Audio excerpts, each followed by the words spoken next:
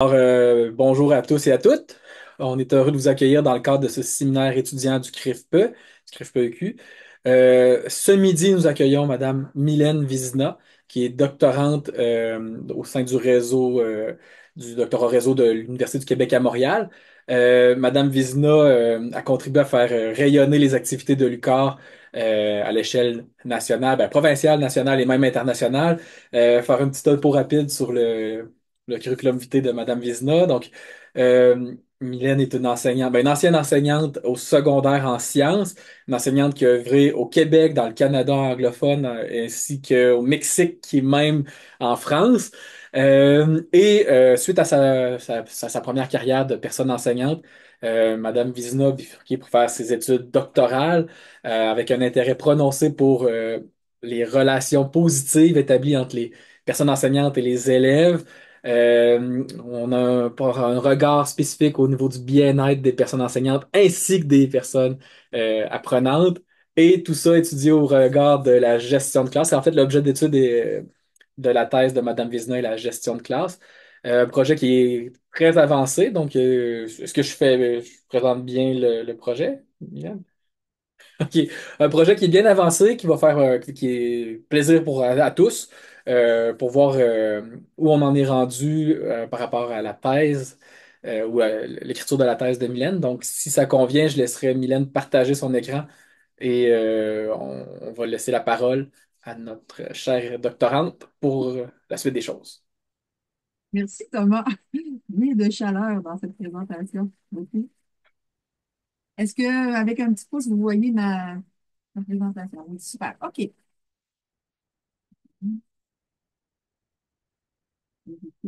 OK. Donc, je vous présente ma recherche doctorale. Ah, je vais être obligée de vous faire disparaître de mon écran parce que ça ne sera pas long. C'est un petit souci technique. Voilà. OK. Donc, oui, je vous présente ma recherche doctorale qui s'intitule Exploration du sens de la compétence relationnelle explicitée par des enseignantes et des enseignants expérimentés du secondaire. Donc, ça, c'est le titre provisoire de ma thèse. Pour vous donner une idée, je suis rendue à la rédaction du chapitre 4, donc les résultats. Puis, comme vous allez le voir, j'ai choisi une posture de recherche très quali-quali, comme dirait Marie-Hélène Forget. Donc, il y a une partie de l'analyse qui est faite, mais la mise en lien des résultats se fait au fur et à mesure que j'écris mon chapitre. Donc, je commence par un bref aperçu de la situation de la compétence à développer des relations de qualité avec les élèves, qui est paradoxale, parce que d'une part, elle est considérée comme essentielle par une majorité d'auteurs en gestion de classe, mais pas que. D'ailleurs, le ministère de l'Éducation du Québec fait des relations enseignants-élèves une de ses assises dans son référentiel de compétences professionnelles, la profession enseignante. Mais dans le même temps, elle est mal reconnue parce que, justement, c'est pas une compétence professionnelle à part entière dans ce même référentiel-là. Et donc, ce n'est pas officiellement abordé dans la formation initiale, ni dans la formation continue, ni même dans aucun document ministériel sur l'enseignement au Québec. Donc, c'est comme si on parlait du quoi sans parler du comment. Parce que dans quasiment tous les écrits, on nomme l'importance de cette compétence-là, mais on ne nomme ni ses composantes, ni sur quoi elle repose.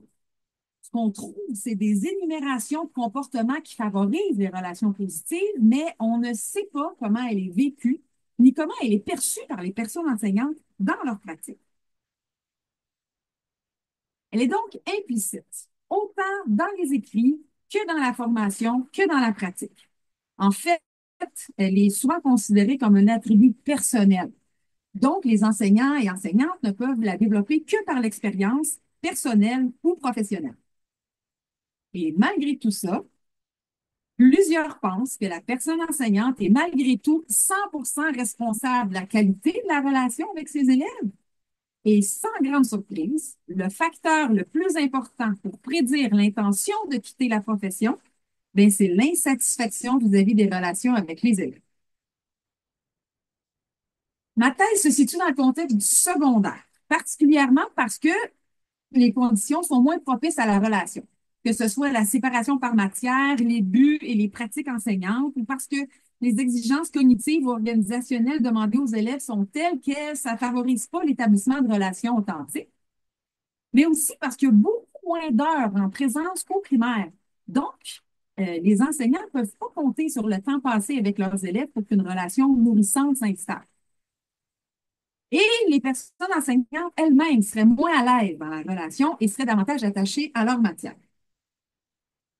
Donc, ceci nous mène à ma question de recherche. Quel sens, quel sens donnent des enseignantes et des enseignants expérimentés du secondaire à leurs compétences relationnelles? Petit bout de cadre théorique, la définition choisie de la compétence relationnelle provient d'un cadre théorique scandinave et est la suivante. La capacité du professionnel à voir chaque enfant tel qu'il est et à adapter en conséquence son propre comportement, tout en maintenant son leadership, ainsi que la capacité à être authentique dans le contact à l'autre. C'est ce que les auteurs appellent l'art du pédagogue. Il y a une deuxième partie qui est la capacité et la volonté du professionnel d'assumer l'entière responsabilité de la qualité de la relation, et c'est ce qu'il nomme l'éthique du pédagogue. Donc, le cadre théorique immobilisé implique un changement de paradigme et je vous explique dans quel sens. Dans notre tradition éducative, lorsqu'un enseignant doit gérer une situation de gestion de classe, l'intérêt porte plutôt sur le résultat des interventions. On parle de gestion des comportements et de gestion des élèves de façon toute naturelle puisque on parle de la gestion d'une classe et que les élèves font partie des éléments d'une classe à gérer. Donc, on s'arrête souvent au quoi faire avec les élèves parce que, selon Yulee Jensen, on est dans une relation sujet-objet.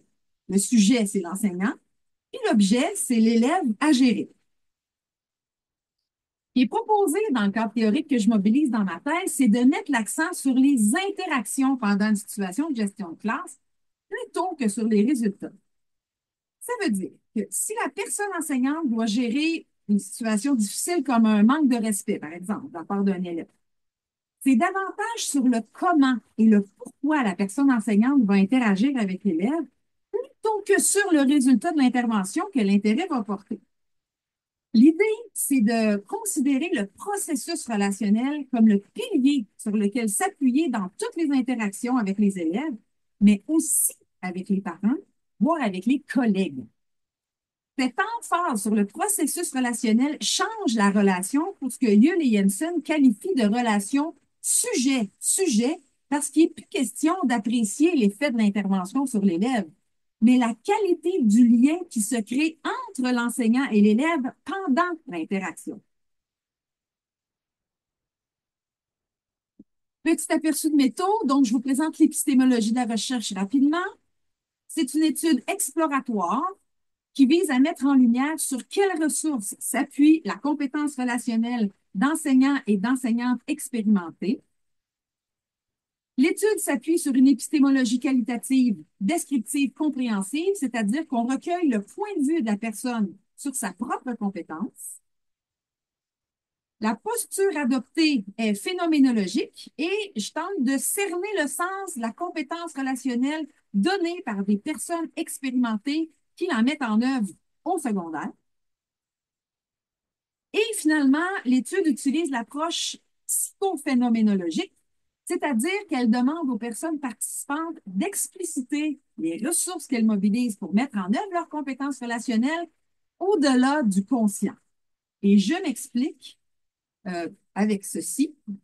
Donc, l'approche psychophénoménologique, c'est un terme inventé par Pierre Vermersch pour qualifier la méthodologie de l'entretien d'explicitation qui s'inspire de la phénoménologie de Husserl. Donc, cette méthodologie-là, voilà, est basée sur la prémisse que c'est pas parce qu'une action est réussie que la personne est consciente des ressources qu'elle a mobilisées pour réussir son action. Donc, plus précisément, il s'agit d'amener les participants à expliciter un moment relationnel qu'ils considèrent comme positif pour les amener à décrire les ressources qu'ils ont mobilisées à ce moment précis de leur pratique. Pour accéder à ces informations, L'entretien d'explicitation se fait en mettant la personne interviewée dans une posture d'évocation, c'est-à-dire dans un état où elle a accès à des souvenirs qu'elle ne sait pas encore qu'elle a. C'est ce que Vermeersch appelle le pré-réfléchi. En d'autres mots, cette technique permet de faire dire pourquoi la personne a agi de cette façon sans jamais lui demander directement. Un des grands avantages de l'entretien d'explicitation, c'est qu'il informe également la personne interviewée sur des ressources qu'elle a mobilisées, mais dont elle n'était pas consciente.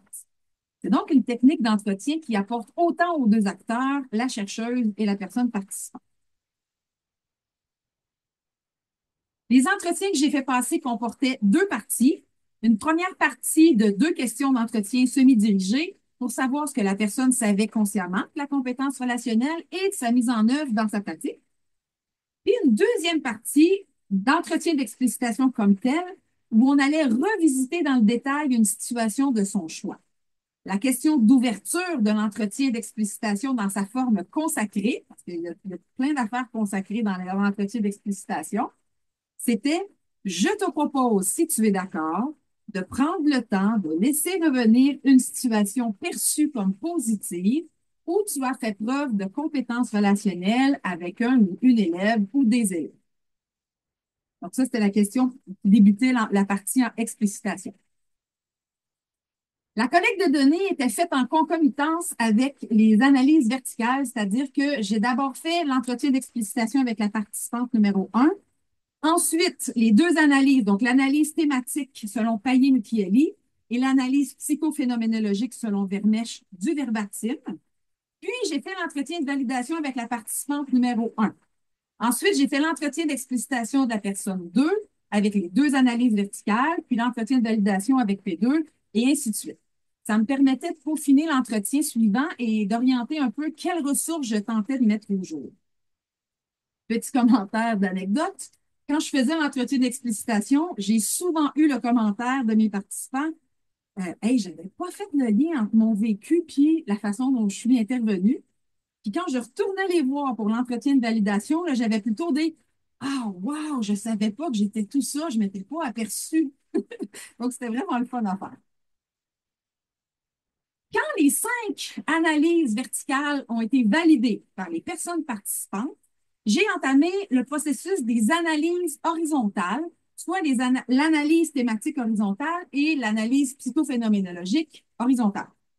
Bon, pour reprendre le vocabulaire de Payet, là, pour ceux qui le connaissent, tous les nœuds ou les unités de sens codées en lien avec ma question de recherche dans chacune des analyses thématiques verticales ont été mis en commun. Pour vous donner une idée, j'ai extrait environ 450 nœuds des 5 verbatim. Ensuite, ces nœuds ont été regroupés en thèmes et ces thèmes ont été reliés entre eux dans un arbre thématique. Au final, ça m'a donné 100 thèmes qui ont été répartis dans 4 branches principales d'arbres thématiques.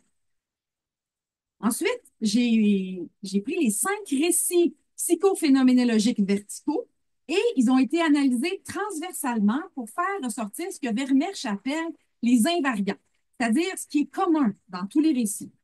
Les invariants permettent de cerner et de comprendre le phénomène de la compétence relationnelle pour les 5 participants à l'étude. Bon, étant donné le temps limité, je ne vous ferai pas la liste de toutes les ressources que les enseignants ont mobilisées qui ressortent de l'analyse thématique inductive horizontale. Vous allez devoir attendre la thèse pour les lire. Je vais plutôt vous livrer quelques résultats de l'analyse psychophénoménologique transversale qui permettent de cerner le phénomène de la compétence relationnelle. Donc, tout d'abord, les points en commun sur ce que les enseignantes et les enseignants d'expérience du secondaire ont dit. Ils ont détecté l'émotion difficile chez l'élève très facilement en lisant le non-verbal. Des exemples, c'était un élève qui regarde par terre, voir les yeux brillants d'un élève parce qu'il a les yeux pleins d'eau, voir une élève plus nonchalante que d'habitude. Bon, donc ça, c'était facile pour eux. Ensuite, ils ont tous partagé leur ressenti et leur interprétation de la situation avec émotion à leur élève. Donc là, leur élève avait quelque chose qui ne fonctionnait pas. Ils ont fait une intervention individuelle avec. Et là, ils ont partagé comment ils voyaient la chose avec l'élève. Ils ont plus fait ça, puis ils ne se sont pas gênés pour montrer leur émotion là-dedans. Ensuite, dans les 5 cas, ils ont tous réussi à faire changer la perception que l'élève avait. Et là, il y avait 3 cas de figure. Soit l'élève avait une perception négative de la situation, une perception négative de lui-même ou une perception négative des enseignants. Et dans les 5 cas, ils ont réussi à changer cette perception-là pour quelque chose de positif. Ils se sont tous reliés à leur histoire personnelle pour comprendre et interpréter ce qui se jouait pour l'élève et pour agir par la suite. Donc, ils ont tous pu me raconter une tranche de vie qui était en lien avec la situation explicitée. Il y en a une que c'était un suivi psychologique qu'elle avait eu. Il y en a un que c'était le film de la Société des poètes disparus qui l'avait vraiment marqué, puis donc qui était en lien avec la façon dont il agissait avec ses élèves. Une que c'est une ancienne enseignante qui l'avait beaucoup marqué. Donc, tout ce qu'ils me racontaient avait un lien avec leur histoire personnelle. Et finalement, autre résultat intéressant, l'intervention leur a semblé banale sur le coup, c'est-à-dire l'intervention qu'ils ont faite euh, pour établir là, la situation qu'ils m'ont explicitée sur le coup, quand ils l'ont faite, ça leur a semblé banal. Maintenant, je vous parle des points en commun sur ce que les enseignants et enseignantes d'expérience au secondaire n'ont pas dit. Tout d'abord, ils savent tous pas comment décrire leurs propres compétences relationnelles ou un moment relationnel réussi. Dans la première partie de l'entretien, quand je leur posais la question, ils ne savaient pas que c'était la compétence relationnelle. Mais à quelque part, ça semble tout à fait normal puisque c'était tous la première fois qu'ils entendaient parler du concept de compétence relationnelle. Ils ont tous jugé de la positivité du moment relationnel sur la base du résultat de l'intervention, c'est-à-dire de la réussite de l'élève. Le résultat de l'intervention qu'ils ont choisi d'expliciter était systématiquement spectaculaire. Et l'appréciation de la qualité de l'interaction en elle-même ne semblait pas exister. C'est-à-dire que c'est en lien avec le fait que l'intervention leur a semblé banale. Et quand je leur ai demandé d'en choisir une, ce qu'ils ont choisi, c'est les meilleurs résultats qu'ils ont eus suite à leur intervention. Finalement, il y avait une concordance forte entre les conséquences heureuses sur l'élève de leur intervention, qui ont explicité, et les valeurs nommées comme importantes. Et ça, ils s'en sont pas rendus compte. C'est moi l'analyse que j'ai vu ça. Donc, par exemple, pour P1, elle a nommé plusieurs fois que pour elle, l'important, c'était le bien-être de l'élève. Bien, le résultat de l'intervention qu'elle a faite avec son élève, puis de la relation qui s'est installée par la suite, ben, c'est que l'élève avec lequel elle était intervenue se sentait accepté tel qu'il était. Un autre exemple, pour la participante numéro 5, elle, c'était vraiment importante la réussite scolaire. Ben, l'élève avec qui elle est intervenue, elle a réussi son secondaire 5 alors que c'était vraiment mal parti en début d'année. Pour P4, c'était faire surgir les talents des élèves. Ben, son élève s'est réenligné professionnellement pour être plus en lien avec, plus en cohérence, je dirais, avec ce qu'elle voulait être plutôt que ce que ses parents voulaient qu'elle soit. Voilà. Donc, maintenant, si je reprends le modèle que je vous ai présenté dans le cadre théorique pour la discussion, puis un peu faire de l'interprétation, je commencerai avec la situation. Donc, dans la situation, tous les enseignants identifient facilement les signes de besoin de soutien parce que la situation interpelle un vécu auquel les enseignants peuvent se relier. Donc, les situations choisies étaient perçues comme positives puisque évidemment, c'était dans la question d'ouverture d'entretien, mais elles ont en commun d'avoir résonné comme du connu pour les enseignants. Ils ont détecté chez l'élève une situation qu'ils reconnaissaient parce qu'ils avaient déjà vécu eux-mêmes une situation qui résonnait chez eux, ce qui est tout à fait logique puisqu'ils peuvent s'appuyer que sur leur vécu pour établir une relation. Le côté négatif de cette situation-là, c'est que ça laisse un grand vide pour intervenir avec des situations d'élèves auxquelles ils ne peuvent pas se raccrocher dans leur histoire personnelle ou professionnelle. Le deuxième point, c'était toutes des créations fortuites de relations. Et là, je vous ai pas nommé ça, c'est dans mon cadre théorique. Je prends 30 secondes pour vous expliquer ce que c'est. Donc, c'est lorsque la personne enseignante entre en relation avec un élève ayant un comportement inadéquat, mais acceptant tout de même la relation. Et ça, c'est en opposition avec la création intentionnelle de relations, où les personnes enseignantes ont développé le désir et l'habileté à entrer en relation avec certains élèves, malgré le fait que ces élèves étaient réticents à entrer en relation avec eux. Donc, dans les 5 cas, les situations qu'on choisit de me raconter, c'est des fois où, quand ils ont commencé leur intervention avec l'élève, l'élève était tout de suite ouvert à la relation. Il n'y a pas eu besoin de travailler ça. Ça s'est fait de façon fortuite. Pour ce qui est de l'interaction, pendant l'interaction, les enseignants agissent en cohérence avec leurs valeurs, mais se trouvent tous en conflit, au moins à un moment, avec les attentes de l'institution scolaire. C'était très marqué pour la participante numéro 3, qui avait des valeurs très éloignées de celles de son école où elle travaillait. Elle a nommé des valeurs de don de soi, de protection de l'enfant, de lien avec chacun des élèves, mais dans le même temps, elle nommait qu'elle n'arrivait pas à mettre ses limites pour se protéger. D'ailleurs, elle était en arrêt de travail pour prendre soin de sa santé mentale quand je suis allée faire mon entretien de validation avec elle. Puis, à ce moment-là, elle m'a nommé que l'institution ne répondait pas à ses besoins de protection face à des élèves violents.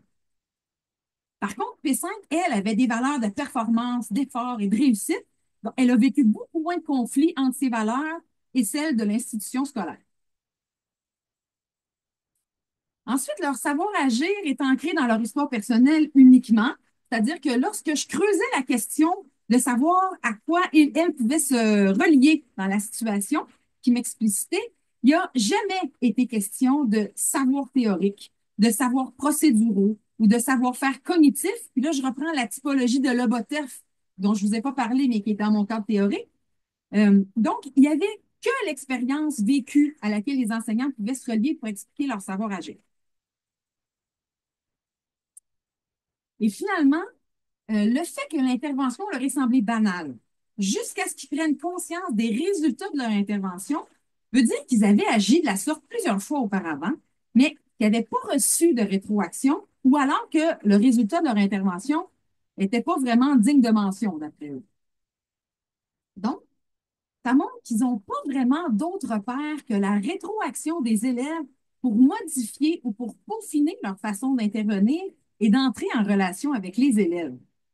Et comme les rétroactions sont rares avec le système scolaire au secondaire, je vous rappelle qu'un enseignant d'art a 50 heures par année avec ses 350 élèves. Bien, c'est très long avant que les enseignants puissent développer leurs compétences relationnelles dans le cadre professionnel. Plusieurs m'ont confié que ça leur avait pris plus de 2 décennies pour développer leurs compétences relationnelles. Bon, finalement, pour ce qui est des résultats, le résultat de leur intervention correspond à leur idéal de réussite pour l'élève et les conforte dans leur capacité à intervenir. Ils ont d'ailleurs utilisé le type d'intervention beaucoup plus souvent auprès d'autres élèves après la situation relationnelle positive explicitée dans l'entretien. Et le choix de la situation relationnelle positive est marqué d'une convergence entre ce dont l'élève avait besoin et les capacités relationnelles de l'enseignant, puis en plus d'avoir eu une rétroaction disponible pour cette situation-là. Donc, la question qui se pose, c'est qu'est-ce qui arrive quand les besoins des élèves ne sont pas en convergence avec les capacités relationnelles des enseignants? Certains des participants m'ont dit, sans que je pose la question, qu'ils auraient aimé avoir de l'information sur comment établir des relations avec certains types d'élèves avec lesquels il y avait beaucoup de difficultés à créer un lien. Donc, en conclusion, je voudrais nommer la principale limite de mon étude, qui est de ne pas avoir le point de vue des élèves sur la situation qui a été explicitée par la personne enseignante. Et je voudrais mentionner une piste de recherche future qui a d'ailleurs fait l'objet d'une demande de bourse postdoctorale au FRQ cette année, soit une recherche-développement pour développer une formation visant à soutenir la compétence relationnelle des enseignants et des enseignantes qui pourrait être utilisée en formation initiale ou en formation continue. Voilà. Merci beaucoup. Je vais peut-être départager. Alors, un gros merci, Mylène, pour cette présentation, très appréciée. Très riche et en tout cas, ça contribue certainement je pourrais dire au rayonnement de l'UQAR dans le milieu de la recherche. Euh, on a accueilli maintenant aussi Monsieur Villeneuve pour l'animation. Donc, si ça convient, on prendrait les questions ou les rétroactions en lien avec la présentation de Mylène. N'hésitez pas à lever la main, on est dans on n'est pas beaucoup, là, on va vous voir et on va vous prendre. Première question de Madame Gig. Bonjour, merci pour la présentation. Mylène, à un moment, vous avez parlé de quand vous étiez dans la lecture horizontale, de rassemblement en, je crois, quatre ou cinq grandes catégories. Est-ce que vous pourriez les nommer, s'il vous plaît? Oui, oui, je vais vous nommer ça. Un petit peu, je vais sortir ça.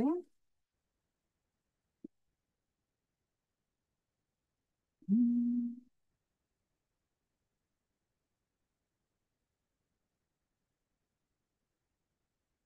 OK.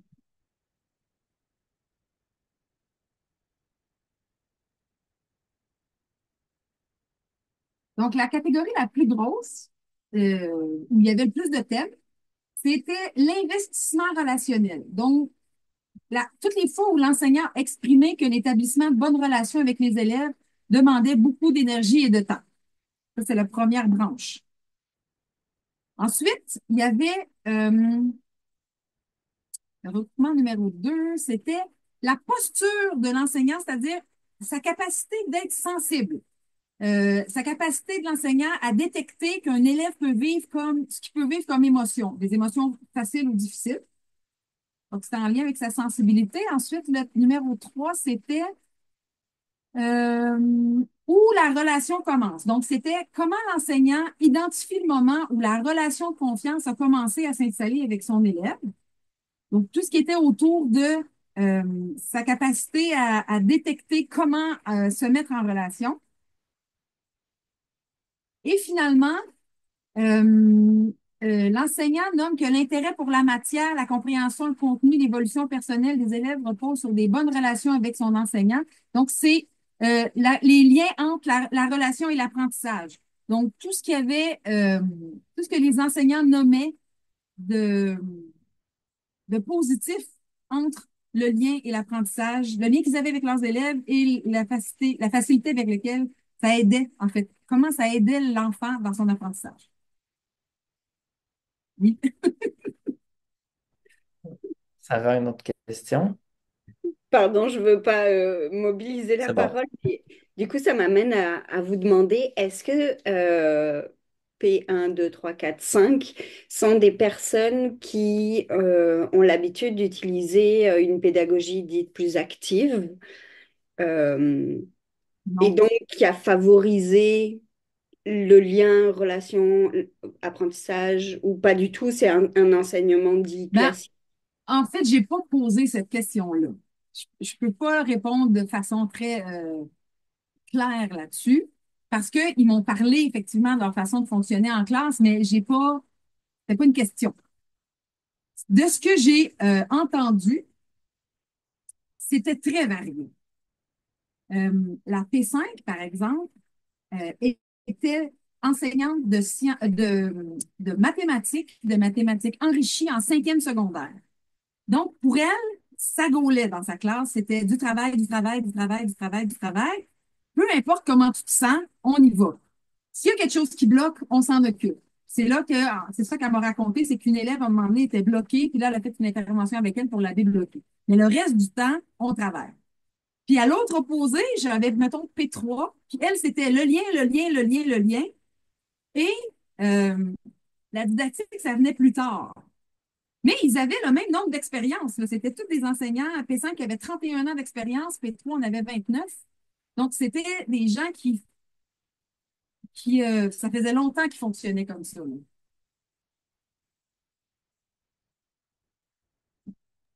Est-ce qu'il y a d'autres questions? Sinon, ouais, Nathalie. Sinon, j'en poserai une tantôt. Vas-y, Nathalie. Oui, ben, merci Mylène, là. Je suis vraiment contente de connaître la collecte de données, là, ce qui a été ressorti de ça. Puis je t'avoue, là, moi, c'était vraiment tout le long que tu parlais, de la compétence relationnelle. Puis là, j'espère vraiment que ton projet de postdoc va fonctionner parce que effectivement, est-ce que ça s'enseigne? Tu parlais des valeurs, tu sais, qui se basent, les enseignants parlent de leurs valeurs, 2 décennies, là, on parle des enseignants qui ont vraiment beaucoup d'expérience, mais disons, la formation initiale, je sais pas si c'est tant une question qu'une réflexion, mais de dire, mais comment on peut enseigner une compétence relationnelle, à part, justement, en gestion de la classe, on parle de l'importance de créer cette relation, de, mais c'est ça, de l'enseigner à des futurs enseignants quand on sait que c'est beaucoup une question de valeur, justement. Euh, ouais, je me questionne un petit peu, puis c'est... Ouais. Ouais, ben ça existe, figure-toi. Je suis pas la ouais, première, je sors pas ça d'un chapeau. En Scandinavie, ils font, ils l'enseignent. Mais c'est une philosophie particulière. La compétence relationnelle, ça se diffère un petit peu des compétences socio-émotionnelles. On en parle beaucoup en Amérique de ça, là, les compétences socio-émotionnelles. Mais en Scandinavie, ils parlent de la compétence relationnelle, puis on va dire à la base, c'est de considérer que l'être humain est un être social et a donc des compétences relationnelles innées. Et l'idée, c'est de s'en approcher le plus possible, puis de les utiliser, on va dire comme ça. Alors que l'approche, on va dire plus américaine, compétences socio-émotionnelles, est plus dans l'idée de faut apprendre les compétences socio-émotionnelles. On les a pas déjà. Donc, c'est pas un travail tant sur soi que les programmes de formation qui existent en Scandinavie. C'est vraiment, en Scandinavie, on se concentre sur, OK, qu'est-ce que ça me fait d'être avec cet élève-là? C'est quoi ce qui est important pour moi ici, là? C'est quoi mes valeurs que je veux, avec lesquelles je veux euh, transmettre, par exemple? Ce qui fait que ce qui est cherché, c'est vraiment la connexion entre l'enfant et le prof. Alors que dans l'autre approche, on va dire plus américaine, c'est pas tant ça, c'est plus le vivre ensemble, le fait de être capable d'être dans une même classe à 30 puis de pas trop se piler ses pieds, là. C'est plus ça qui est cherché comme but. Fait que c'est pas tout à fait pareil, puis oui, ça s'apprend comment connecter. En fait, la prémisse, c'est qu'on le sait tous comment se connecter aux autres humains, mais notre façon de faire l'école nous empêche de le faire. Donc, c'est de retrouver comment faire pour avoir des relations professionnelles, on s'entend, mais authentiques avec les élèves. Ça répond-tu? Oui.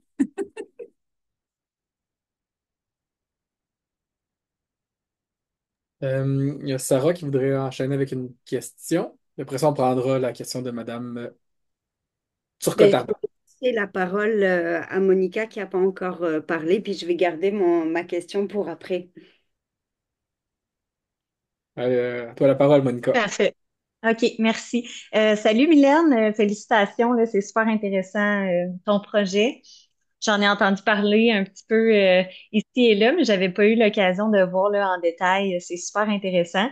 Ça me parle beaucoup, là, je suis au secondaire en français. Je me trouve chanceuse parce que j'ai peut-être plus de temps pour développer une relation avec mes élèves.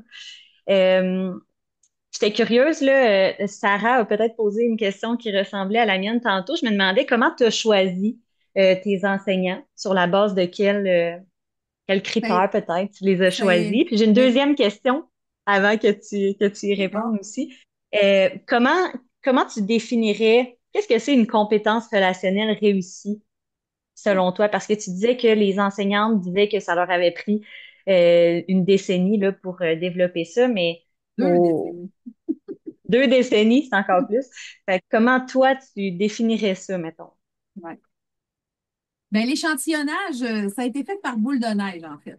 C'est-à-dire que moi, dans mes critères, ça me prenait des enseignants expérimentés. Je m'étais appuyée sur Huberman qui disait qu'à partir de 7 ans d'expérience, on était dans une phase différente de l'enseignement et que la gestion de classe, la gestion didactique, tout ça, c'était un peu placé. Donc, ça, c'était mon critère de base. Mais la première personne que j'ai approchée avait 29 ans d'expérience en enseignement, qui ça donnait que, c'est ça, l'avantage aussi de l'entretien d'explicitation, il faut le dire, c'est que les participants, ils aiment ça, c'est vrai, ça leur donne vraiment quelque chose.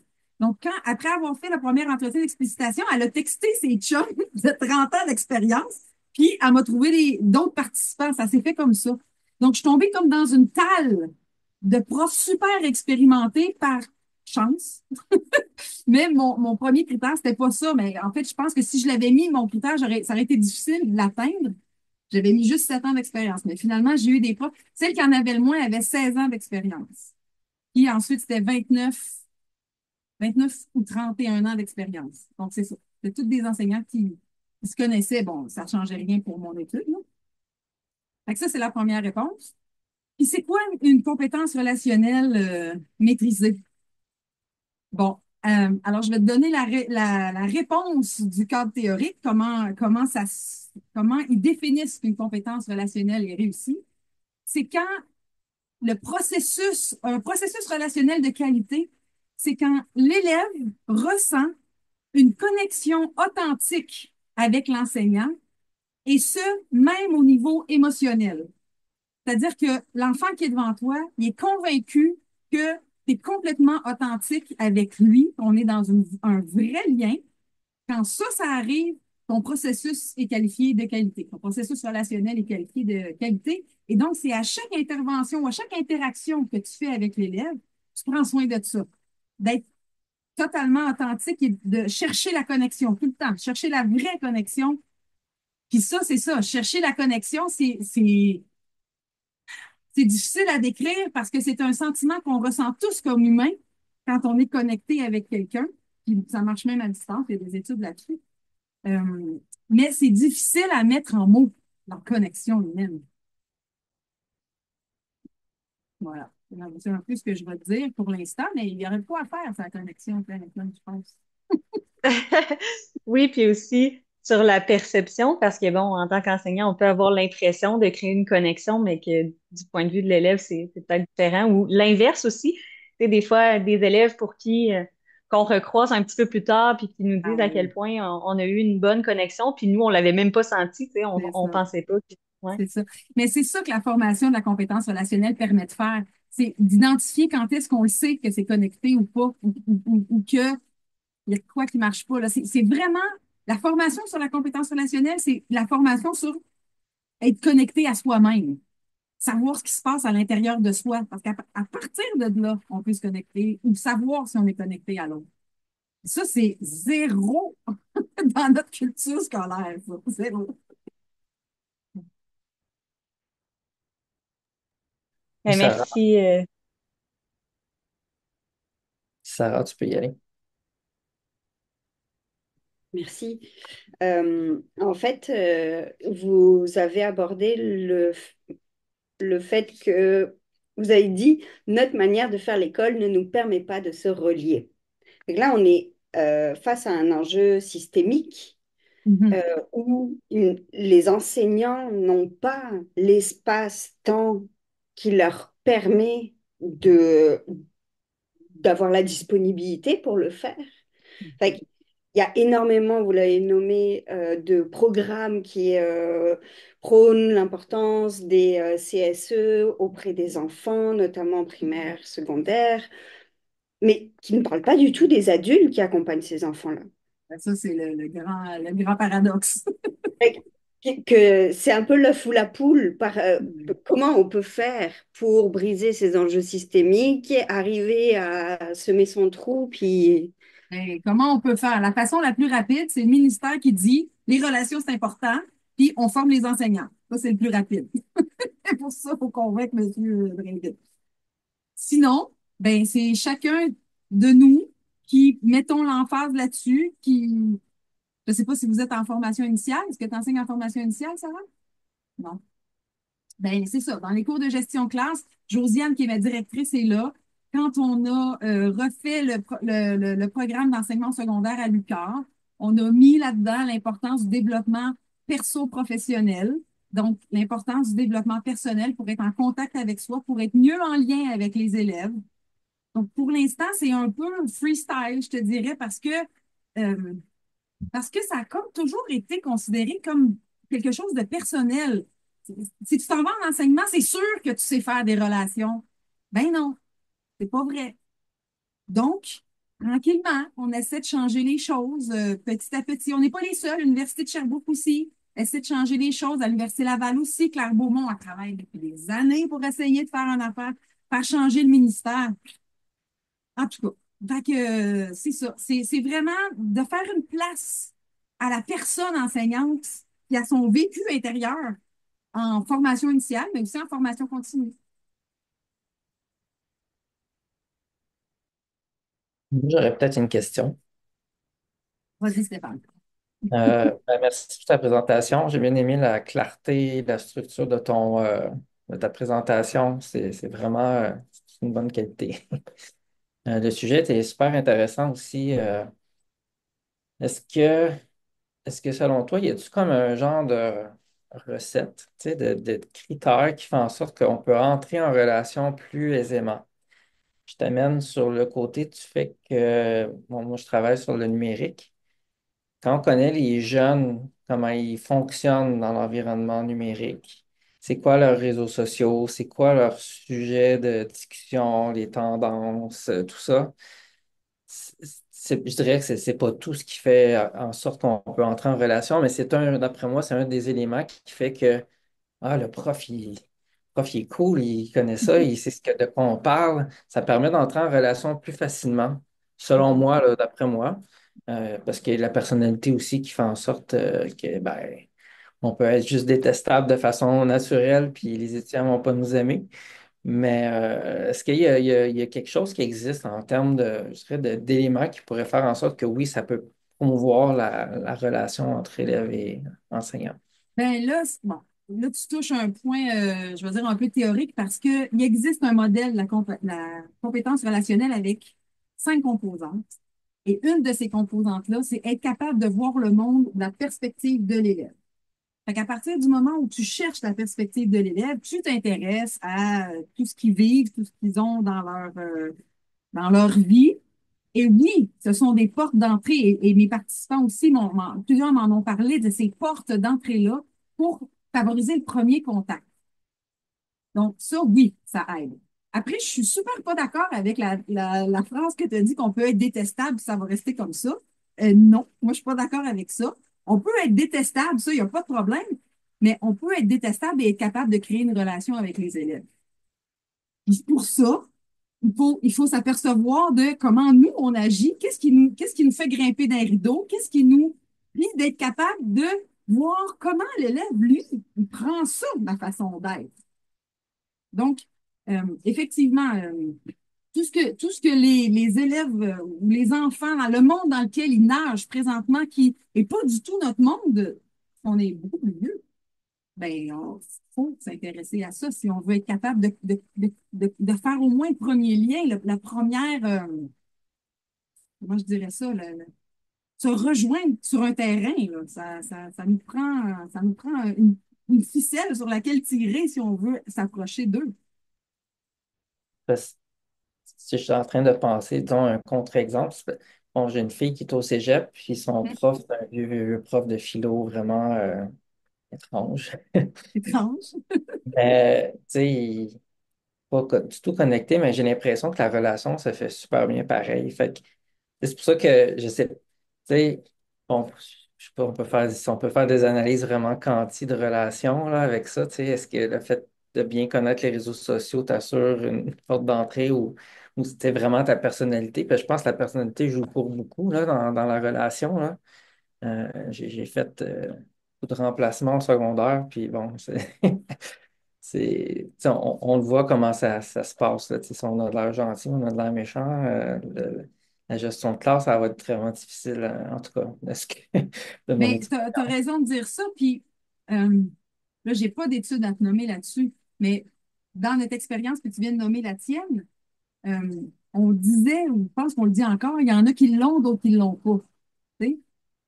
Bon, ben, c'est ça qui est un peu fâchant parce que ça s'apprend l'avoir. Puis ça n'a pas rapport avec avoir une personnalité comme ci ou comme ça. Ça a rapport avec le fait de se connaître puis d'être capable de connecter avec quelqu'un d'autre. Et puis essayer de l'amener sur le terrain de l'authenticité. Ça, c'est quelque chose que les auteurs scandinaves appuient beaucoup. Les adultes, en fait, les enseignants dans une classe, dans un contexte professionnel, sont responsables de la qualité de la relation. Ça ne veut pas dire que la relation, on va aller prendre une bière le soir après. C'est pas ça que ça veut dire. Ça veut dire qu'à chaque fois que j'interagis avec mon élève ou mon étudiant, je respecte sa dignité, je respecte son intégrité, je respecte ma dignité et mon intégrité et j'essaie de voir comment lui, il perçoit notre relation. Si je fais ça, j'ai beau être complètement détestable, on va avoir un vrai lien avec l'élève. Bonne réponse. Tu vas être prête pour ta défense éventuellement. Tu penses? Oh, ouais, tu connais ton affaire, c'est bon. Ben moi, je vais enchaîner, s'il n'y a pas d'autres. Vas-y. Ben, juste saluer la qualité de la présentation, là. Très agréable. Moi, c'est la première fois que j'assiste à un séminaire étudiant, puis je suis très content. En tout cas, c'est un bon moment qu'on passe sur l'heure du midi.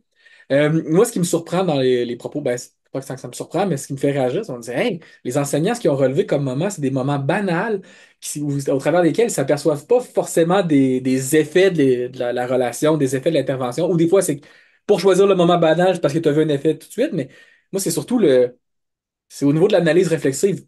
Tout ce qu'on passe à côté, tout ce qu'on se rend pas compte, parce que dans le fil de l'action, ben, le temps passe, on interagit très vite. Donc, ça fait longtemps que j'étais dans le milieu, mais plus au primaire, mais t'es sous l'adrénaline tout le temps et le temps pour réfléchir, ben, des fois, non, tu l'as pas parce que tu vas te coucher, ça t'a trop épuisé.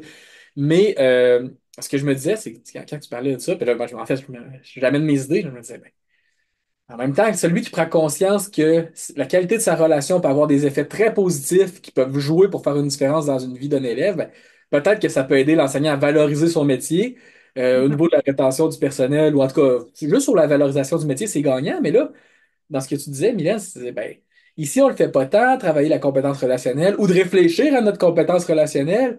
Dans le milieu scandinave, ils le font probablement plus. En tout cas, c'est pas mal ce qui était dit. Puis là, je me disais, ben, est-ce qu'on gagnerait à s'inspirer des cadres théoriques scandinaves, Juleson et Jens? En tout cas, est-ce qu'on gagnerait à l'appliquer dans notre milieu? Puis tu disais des changements de ministère, est-ce que ça pourrait se faire? Là, tu me poses la question pour savoir si je pense qu'on devrait s'inspirer des Scandinaves, sa relation. Ben ouais, puis je te laisserai élaborer parce que ça a de l'air riche comme réponse. Ben, Qu'est-ce que tu penses, je vais te répondre. ben, ben, ok, mais si la question n'est pas dichotomique, c'est pas oui-non. Pourquoi? OK. Pourquoi? Ben, quelle plus-value? Ben, c'est ça. Là, on est dans des questions un peu plus philosophiques. Là, la réponse à ta question, à mon avis, est plus philosophique. Quel genre de société est-ce qu'on veut, nous, les Québécois? Parce que notre système d'éducation est québécois. Est-ce qu'on veut une société où l'important, c'est de gauler la performance, mettons, parce que là, c'est pas mal ça qui se joue, là, et que la relation est au service de la performance?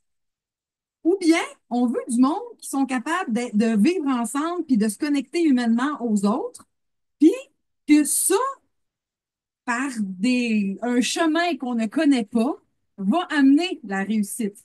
Mais l'emphase se met sur la connexion. Donc, c'est une question de vision de l'humain, finalement. Qu'est-ce qui est le plus important?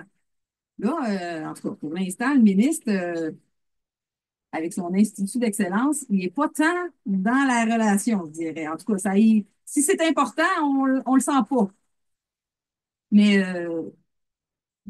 pour plein de monde dans l'université, c'est important. Pour plein de monde sur le terrain, c'est important. Puis, il y a pas d'offre. C'est implicite. C'est juste implicite. Donc, tu te démerdes, mon gars. Tu n'as pas d'aide là-dessus.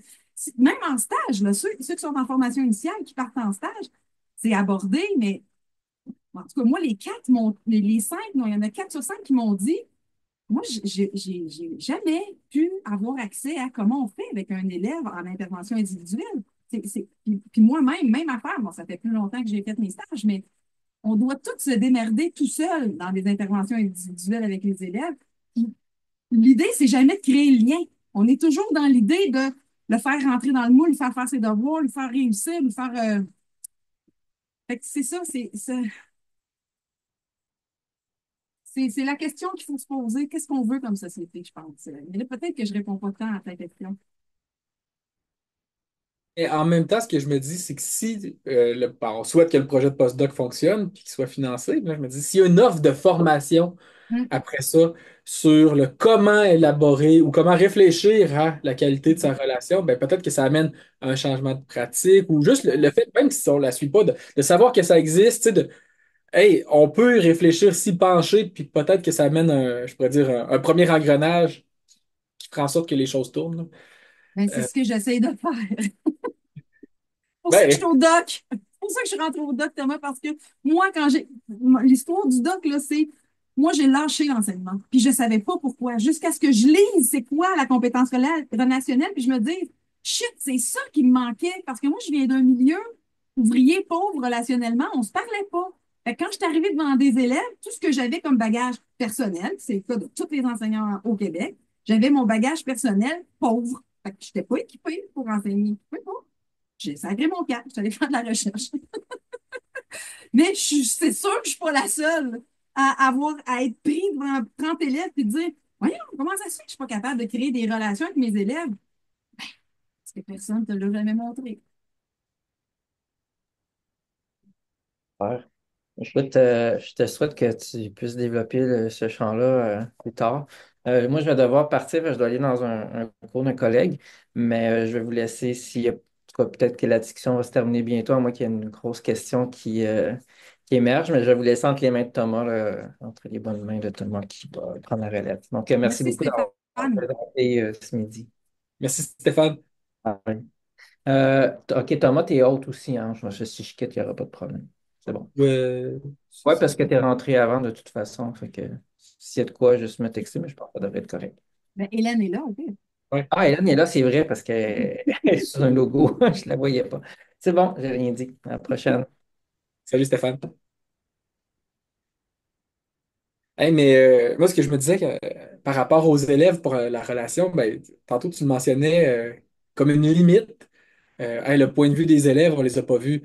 Puis moi, je prenais mes notes en même temps. Puis là, je me disais, ben, même avant que tu en parles, je me disais, il me semble que ça pourrait être un prolongement de la recherche du point de vue des élèves. Quel est le moment marquant ou qu'est-ce qui t'a amené à persévérer basé sur la relation? Euh, Ça pourrait être une autre recherche, là. C'est pas Absolument. notre développement. Un autre doc. T'as raison. Ben, un autre doc où ça peut être des projets de recherche plus tard, là, des fois, quand on est au poste de chercheur, tu regardes qu'est-ce que tu as mis comme prolongement de recherche dans ta thèse, puis, ah, Oui. c'est ça, on va faire. Ah oui, c'est vrai. Ça peut être un programme de recherche facilement, ça. Je suis bien d'accord. Bon. Est-ce qu'il y a d'autres questions des étudiants? Si, Nathalie?